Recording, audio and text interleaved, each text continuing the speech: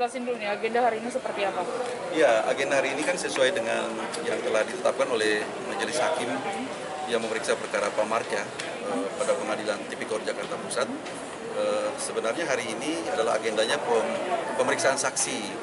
Jadi saksi itu diajukan oleh Jaksa Penuntut Umum dari Kejaksaan Tinggi DKI Jakarta, dan kami sebagai kuasa hukum sebenarnya telah siap sejak semula ya untuk menghadapi proses persidangan pada hari ini.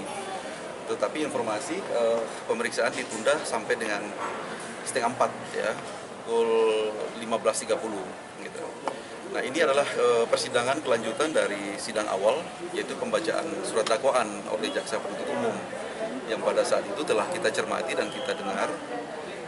Saya sebagai kuasa hukum pada saat itu tidak mengajukan eksepsi atau bantahan terhadap dakwaan Jaksa Penuntut Umum itu, karena kami anggap langsung sajalah kalau berkaitan dengan itu untuk pemeriksaan pokok perkara. Apakah memang sangkaan atau dakwaan yang diajukan oleh Jaksa Penuntut Umum itu bisa terbukti atau tidak gitu. Karena tentunya kami sebagai tim kuasa hukum akan membantah juga gitu ya. Kami juga telah mempersiapkan segala sesuatu, alat bukti, kemudian kita juga punya sesuatu yang bisa dibuktikan sebaliknya secara material. Dan itu yang kita tunggu, forumnya adalah saat ini, yaitu pemeriksaan saksi. Saksi juga cukup banyak, yang tidak mungkin hari ini juga mungkin diselesaikan dalam satu kali persidangan. Kami memperkirakan mungkin pemeriksaan saksi dalam beberapa kali persidangan ke depan ya. Karena kalau dihitung satu kali persidangan ditunda 1 minggu gitu ya. Jadi mungkin minggu-minggu berikutnya juga bisa masih tetap dengan agenda saksi-saksi.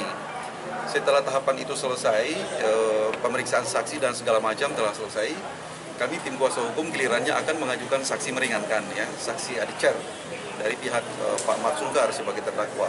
Kami telah mempersiapkan dan kami juga mempersiapkan saksi ahli nantinya. Dan nanti kita akan buktikan segala sesuatunya. Apakah memang dalam perkara ini ada peristiwa pidana kah atau tidak gitu ya.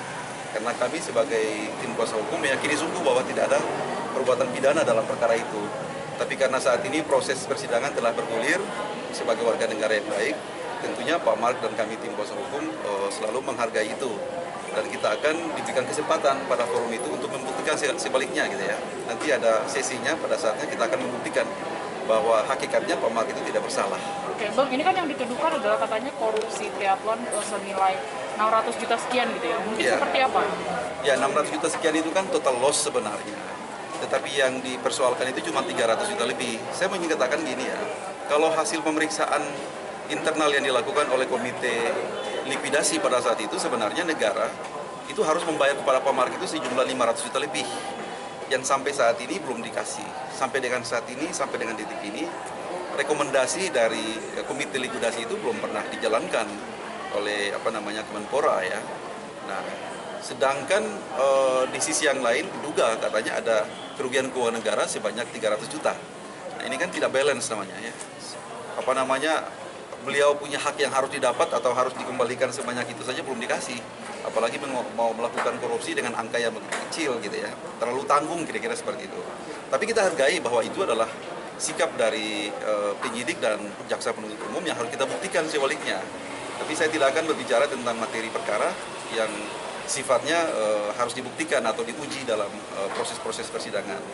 Yang kedua, sejak semula sebenarnya perkara ini Pak Mark itu sudah mengembalikan dugaan kerugian keuangan negara yang ditemukan atau diduga oleh penyidik pada saat itu.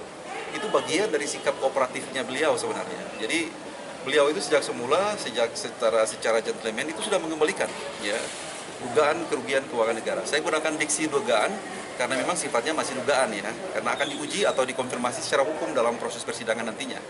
Gitu. Itu sudah dikembalikan pada tingkat penyidikan.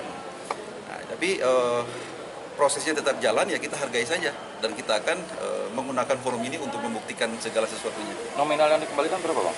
300 juta lebih. 300 juta lebih ya. Sesuai dengan yang disangkakan. Itu seperti itu. Tuntutannya sendiri berapa tahun sih Bang sebenarnya? Apa itu? Tuntutannya sendiri itu belum. Saat ini kan baru pembacaan dakwaan. Pembacaan dakwaan itu kan Pak Mark disangka melanggar pasal 2 ya. Kemudian diduga melanggar pasal 3 dan pasal 9. Pasal 2 itu tentang perbuatan melawan hukum, pasal 3 tentang penyalahgunaan wewenang ya, dan pasal 9 tentang pemalsuan surat gitu ya. Itu 3 konstruksi hukum yang dibangun oleh jaksa penuntut umum. Jadi jeratannya seperti itu, tinggal nanti kita buktikan pasal mana yang terbukti atau tidak terbukti gitu ya. Jaksa nanti membuktikan mana yang terbukti atau tidak terbukti. Itu prosesnya masih panjang gitu ya.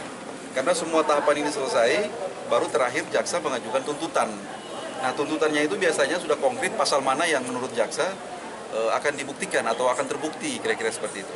Setelah itu baru tahapan selanjutnya hakim memutus. Berarti ada tiga pasal. Tiga ya, biasanya kan dakwaannya alternatif ya. Kalau misalkan dakwaan pertama atau primer tidak terbukti, dia buktikan lagi dengan dakwaan kedua misalkan. Dakwaan kedua tidak terbukti, dia akan buktikan dengan dakwaan ketiga. Itu sudah biasalah dalam strategi pendakwaan yang dilakukan oleh jaksa penuntut umum. Bang, sejak kapan sih Bang Sungkar sendiri ditahan namanya? Pak Amar Sungkar ditahan itu sejak perkara dilimpahkan dari penyidik Polda Metro Jaya ke jaksa penuntut umum di Kejaksaan Negeri Jakarta Pusat pada saat itu ya. Kapan tuh Bang? Itu sudah 20 hari yang lalu ya kalau tidak salah ya. Ya, saya lupa tanggalnya, tapi pada saat itu berkasnya dilimpahkan. Jadi bukan ditahan pada tingkat penyidikan, tapi ditahan pada tingkat penuntutan. Setelah itu 3 hari kemudian berkasnya dilimpahkan ke Pengadilan Tipikor, ditahan lagi oleh majelis hakim ya. Karena memang mereka punya kewenangan untuk menahan. Kondisi Pak Mark sendiri mungkin seperti apa? Pak Mark itu dalam keadaan tidak baik-baik saja ya. Beliau itu sebenarnya mengeluh sakit ya. Sejak semula ketika ditahan itu mengalami diare gitu ya, karena usia Pak Mark juga yang tidak muda ya. Beliau itu kan sudah uzur juga, sudah 73 tahun ya. Beliau keadaannya memang tidak bagus. Tadi juga menyampaikan kepada saya sebagai kuasa hukum bahwa ada keluhan di pinggangnya ya, penyakit lamanya gitu. Dan nanti kita akan mintakan kepada majelis hakim untuk demi pertimbangan kemanusiaan agar Pak Mark bisa ditangguhkan penahanannya menjadi penahanan kota atau penahanan rumah. Karena itu bisa saja ya, orang ditahan itu di rutan, di rumah atau di kota. Itu tergantung instansi yang berwenang untuk menahan gitu. Karena tanggung jawab yuridisnya ada pada majelis hakim. Dan kita sudah secara resmi, secara administratif telah mengajukan permohonan penangguhan penahanan. Kondisi penahanan itu sudah diajukan sejak menjadi tahanan kejaksaan ya? Iya. Atau memang tahanan itu dilakukan pada tingkat penuntutan di kejaksaan ya. Kalau di penyidikan belum, pada saat itu tidak pernah dilakukan penahanan. Perkara ini kan sudah lama ya, sudah 1 tahun lebih gitu. Jadi penahanannya baru terjadi di tingkat jaksa ya. Gitu. Sudah ada dijenguk oleh keluarga sendiri Bang? Kalau keluarganya memberikan support, keluarga juga selalu memberikan yang terbaik lewat saya, kuasa hukum. Keluarga selalu menyampaikan amanat-amanat tertentu gitu ya dari anak-anaknya gitu kepada Pak Mark supaya senantiasa tabah dalam menghadapi cobaan ini dan konsentrasi untuk menghadapi proses hukum. Karena saat ini sudah menjadi persoalan hukum, jadi harus dihadapi secara baik-baik gitu ya. Pak Mark itu orangnya sangat bertanggung jawab ya. Beliau orang baik, orang yang sangat bertanggung jawab dan senantiasa tegar dalam menghadapi semua cobaan ini. Walaupun kondisi fisiknya ya memang sangat tidak memungkinkan kalau menurut saya. Gitu. Keluarga memberikan support kok. Gitu. Tapi sejauh ini dari anak-anaknya itu kan ada yang besuk nggak sih? Kalau yang besuk itu istrinya ya. Istrinya yang selalu setiap saat ya pergi besuk di tahanan rutan Polda Metro Jaya untuk memenuhi kebutuhannya, mungkin pakaian apa segala macam.